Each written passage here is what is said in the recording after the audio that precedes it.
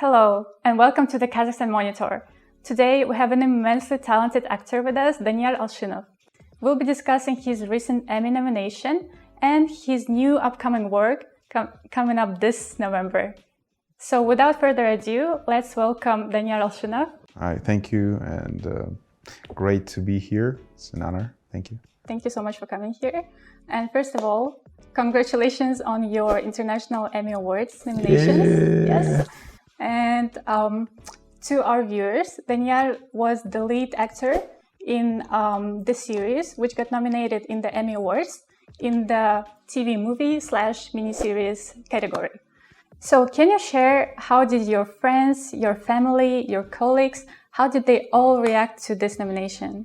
Well, it is funny that I got this news from Ukrainian news channel first, because there's a channel called United 24, cool one. They're doing the English news for Ukrainian news in English, and some cool videos about Ukraine. And I saw there the poster of our film, of Infinity, of our series. And then my Ukrainian friend, actor Anatoly Panchenko, who also shared a set with me, he also posted this, and I'm like, oh, it's really happening. I went to the website and checked it, and it turned out to be true.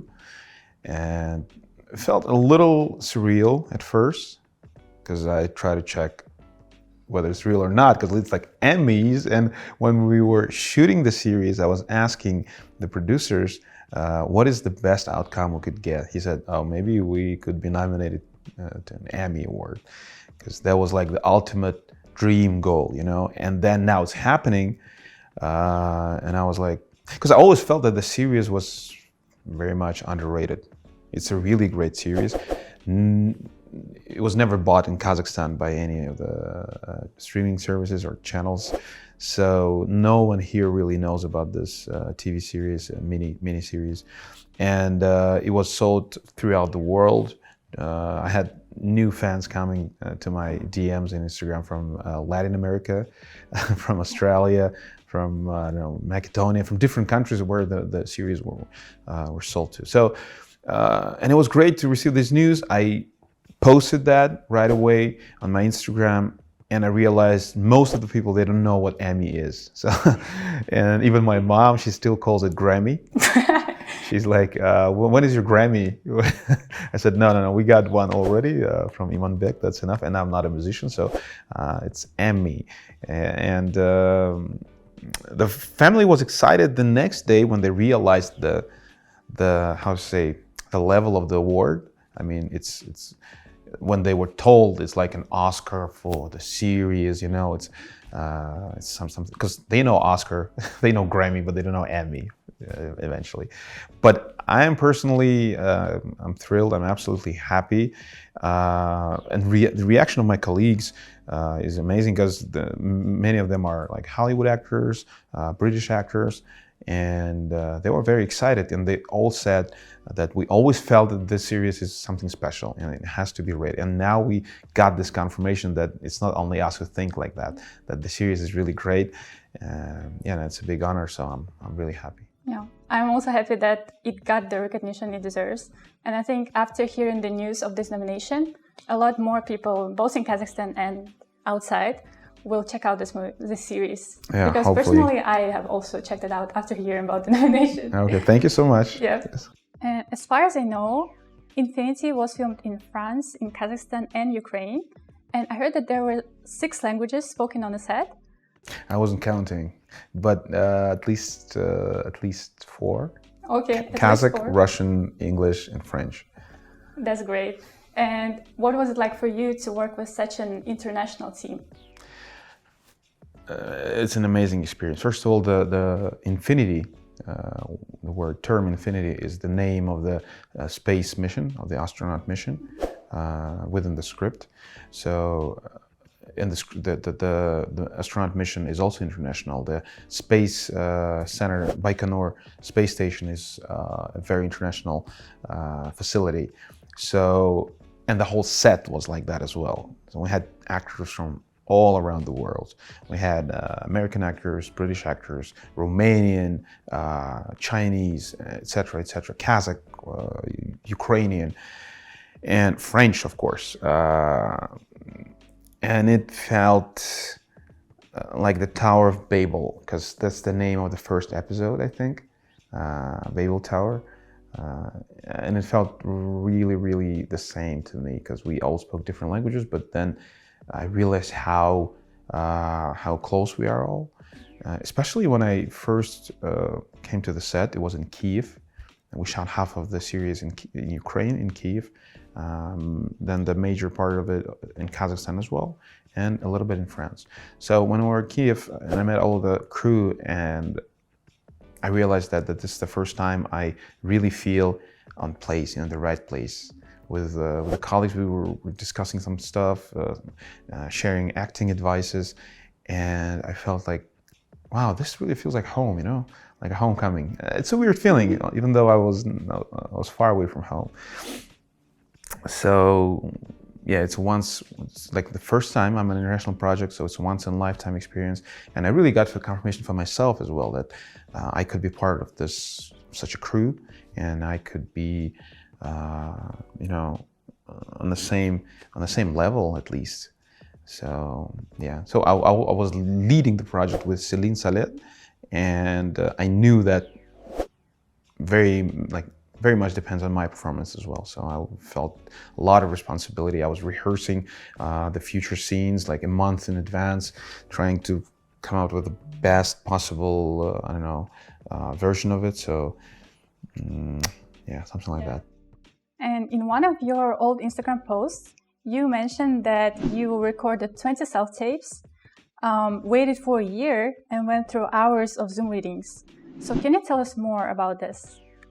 Yeah, well, maybe not 20 self-tapes. Maybe I was exaggerating a little bit, but at least 15.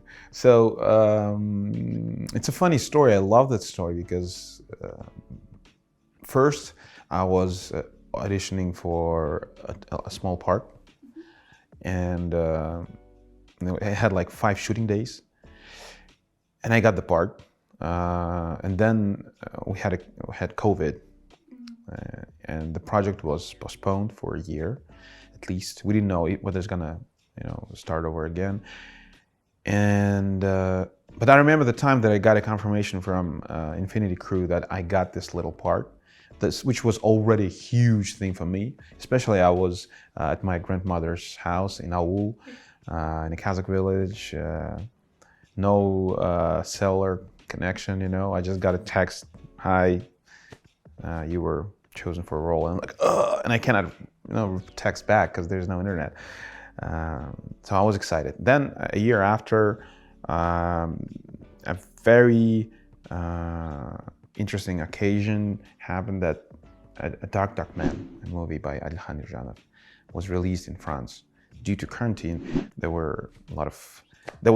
weren't many movies they could show in France, so they showed our film. Which was a very acclaimed movie by the critics, and it got a lot of attention in France actually. And the director of the series of Infinity, he saw it, the poster in Paris, and he saw my face there, and he thought, "Isn't this the guy who is playing this Chinggis part, the small part?" He said, "Yeah, it's the same name." So, and the next day he went to Kazakhstan for location scouting. So when he came to Kazakhstan, he asked about me, about this movie. So my friend, Serik Abishev, the producer of the film, he sent him the link to watch it in Kazakhstan because he saw the poster in France. It's a really interesting story. So he watched the film and he said, "Let's try this guy for Isak, or Kazakh way Iskak, for the main character." But I was at the moment I was in Moscow. It was 2021. And we had to do everything by Zoom. I couldn't travel. Everything was locked down. So we did everything by Zoom, and it took me a month and a half of waiting, nervously waiting in my room, not knowing the answer. And I remember the time when one of the producers called me and said, "Congratulations, we changed the script a little bit.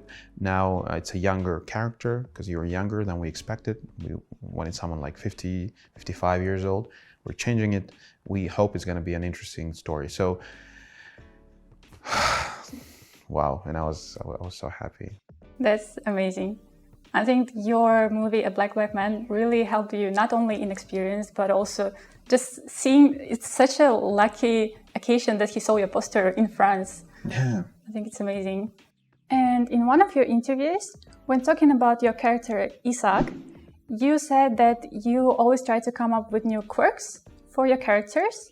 So considering the extensive preparation for this project, do you think that your initial image of Isaac changed a lot compared to what made it into the final cut?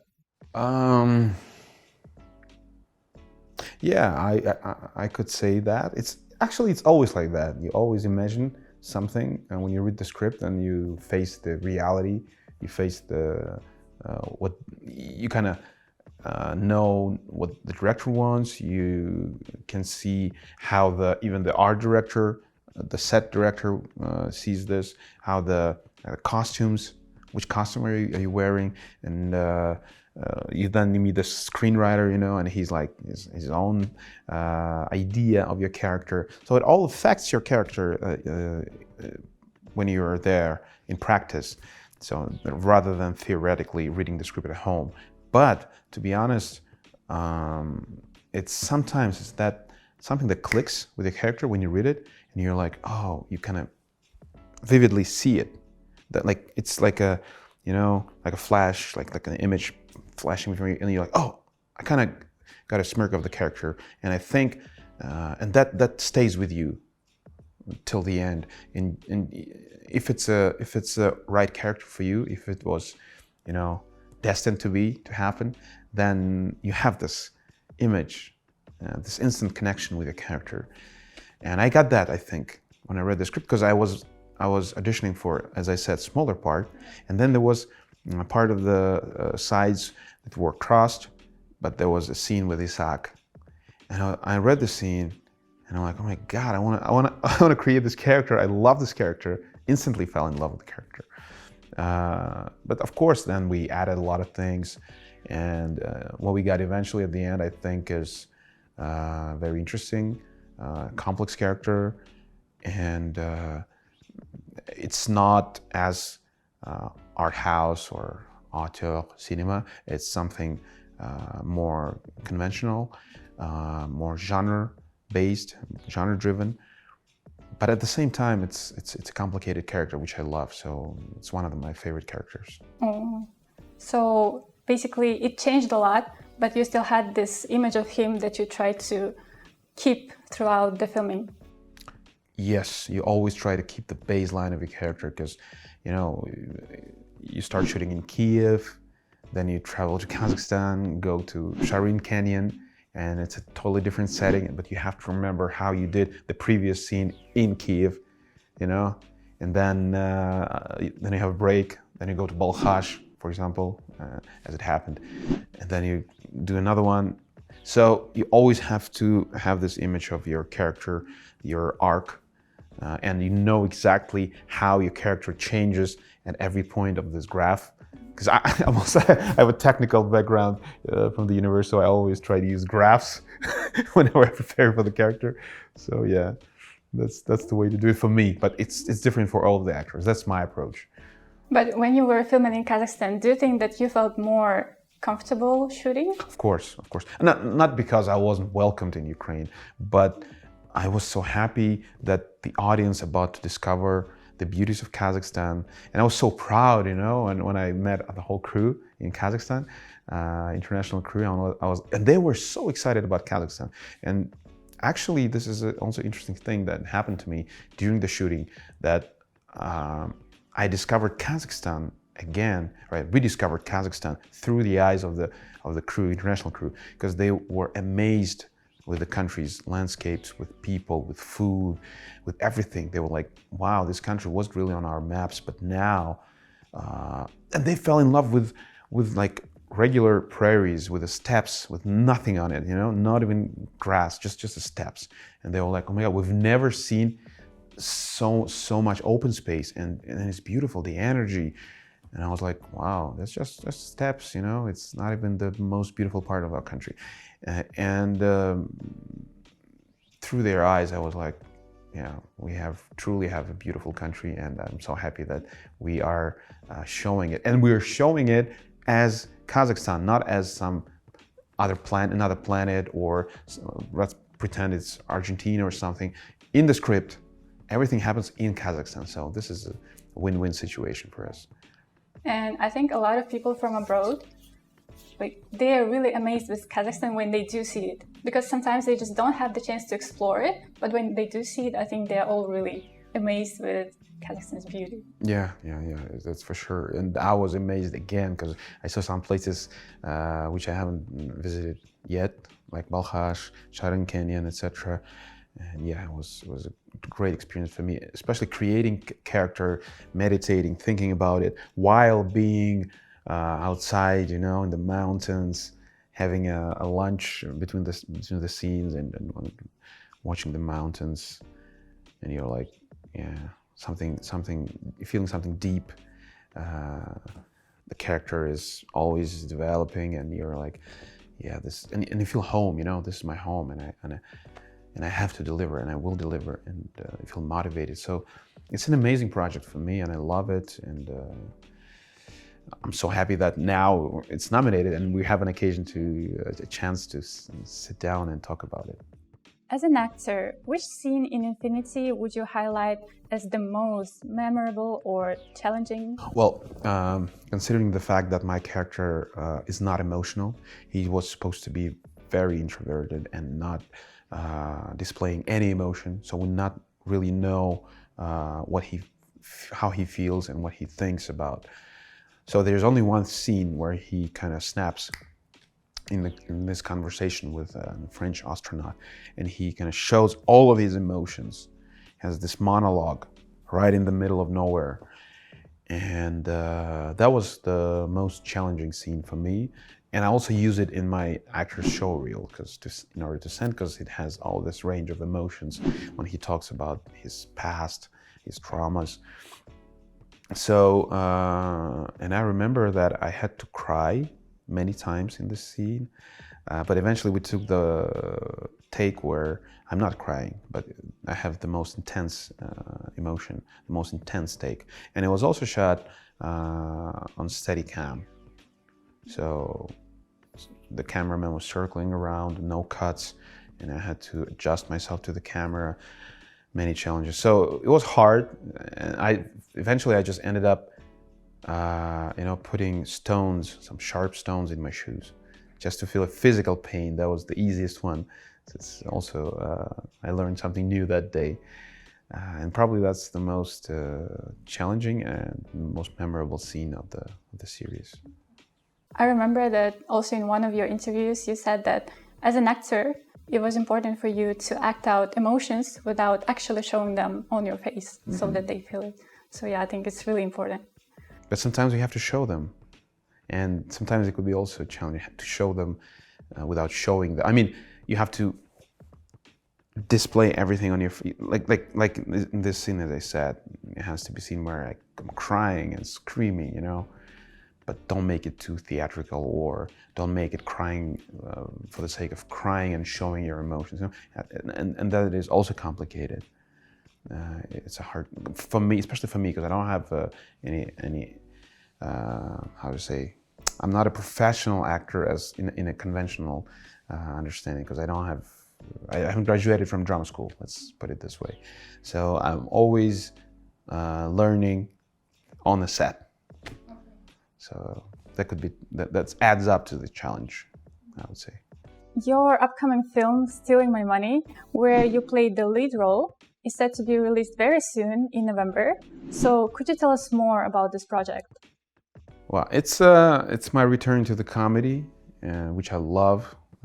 Actually, after all those movies that I did within the last few years, where I had to be a broken character, a dark noir, etc., it's all great, but sometimes you want to take a break, and you just want to come to the set and have fun, and just make people laugh, which I also love to do.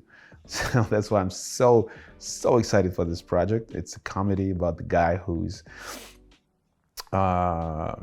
basically creates a scam company, a financial pyramid, which are very big problem in Kazakhstan nowadays. And then he goes to prison for that, of course, like all of the scammers. So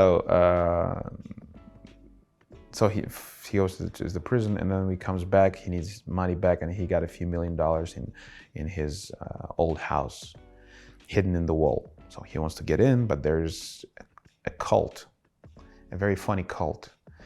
He has to get into this cult and become one of them, and then in order to get inside. And that's basically the story, but how it happens, I think it is going to be funny. I had so much fun. If the audience would have at least a portion of the fun I had during the shooting, then it's going to be amazing, because we all enjoyed it. I think even just hearing the plot, it already sounds really fun and also like really new. And can you tell us a little bit about the main character that you're playing? Did you have to develop any new quirks for this character, or just any new characteristics?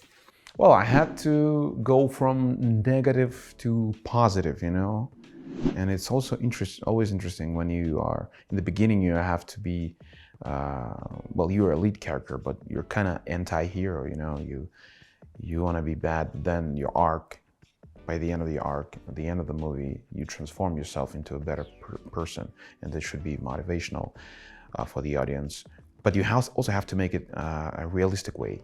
It has to be realistically created. Otherwise, people won't believe it and will say, "Oh no, that's cheesy." You know, we can't believe that this kind of person became a better person at the end.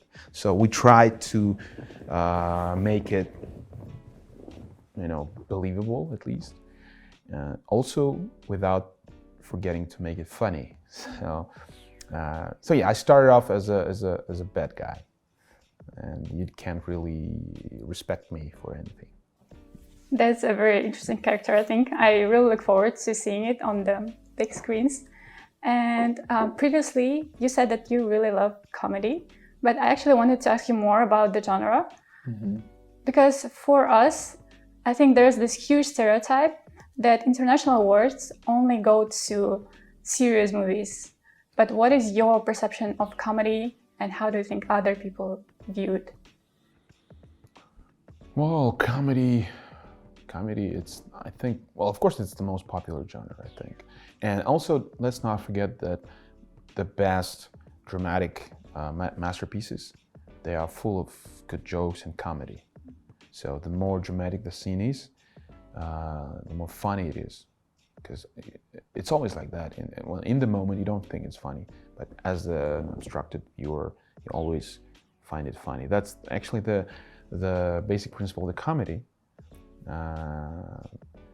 But in drama, we just don't position it as a comedy. But the best directors, they manage to actually merge two things, you know, the dramatic emotion and comedic emotion. So I think everyone has to be familiar with comedy and how to create comedy, how the comedy works, in order even to create dramatic movies. So at least in order not to be very pathetic in your art, you know. So that is also a good thing, always to be able to laugh at yourself and everything. So I love comedies, and I love good comedies. What else can I add? It's also fun to do, you know? It's always fun when you are going to the set, and all you have to do is just to come up with something that will be funny. You know, it's always challenging. You don't really know what is funny to other people. Just don't really know, and you're just kind of guessing. I'm gonna do this. And you also judge the live audience. You judge how the director reacts, the fellow actors, how the team, the shooting team, how they react, and you always also attach yourself to their reaction. And the funny thing is that when I started doing stand-ups a few months ago, like half a year ago, and I realized that it helped me, because now you kind of know how people would react to the joke without even having the audience next to you. And this is a good how to say anchor. Whenever you try to make people laugh, but you don't have the audience, and this stand-up experience, it gives you this reference. So it helped me during the shooting of this film, of the latest film. It's an interesting insight that I got for myself. So does it mean that you had to improvise a lot during the filming? Of course, you always improvise when you're doing comedies. Like in drama, you might not be allowed to, but here it's like a mandatory thing almost, because otherwise you cannot write some things. It's not possible. Just write a situation, a few jokes, but the rest of it comes when you start doing it, and you're like, even like every step that you make from one object to another, and you cannot waste this moment, you know, it has to be funny. Otherwise, why are we here, right? It's a comedy. But also, it has to be funny, but in a funny way, not in a not funny way. And it's always a challenge, always looking for something where I can entertain the audience. And that's the best part of it. So thank you so much for coming to this interview. And I wish you all the best, especially in your Emmy Awards nomination. So thank you so much. Thank you so much for inviting me, and see you soon, November 30th. Steal your own money.